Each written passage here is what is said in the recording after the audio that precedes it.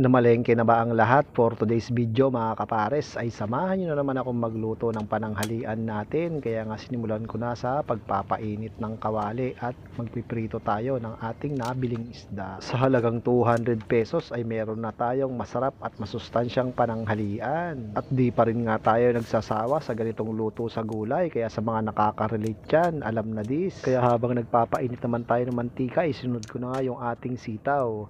At dahil mainit na nga ang mantika natin, ay saka naman natin ilagay yung ating isda.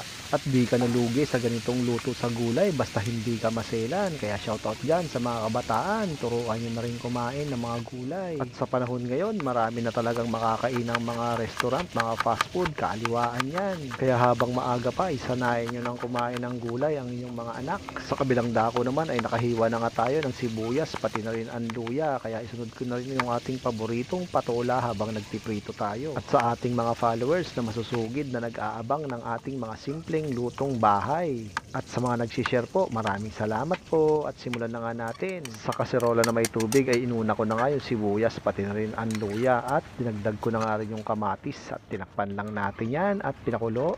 At pagkatapos saka ko naman nilagay yung ating sitaw.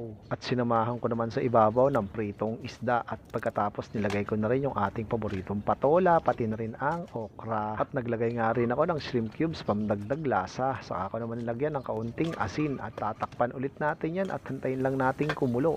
At makalipas nga yan mga kapars ay napakadali lang itong lutuin, ay ilalagay na rin natin yung ating pampinaling dahon ng malunggay para mas masustansya. At ayus-ayusin lang natin yan at pagkatapos ay takpan muna natin ng 1 minuto. At makalipas nga ang 1 minuto mga kapares ay tignan nyo naman, napakabilis lang maluto mga kapares. May goodness, nakaluto na naman tayo ng isang masarap na sinabawang gulay na may isda. Kaya habang nagsasandok na nga tayo ay handa nyo na rin ang inyong kanin at ulam at sabayan nyo akong kumain. Kaya ano pang hinahintay natin mga kapares? Mangantayon! Kain na po.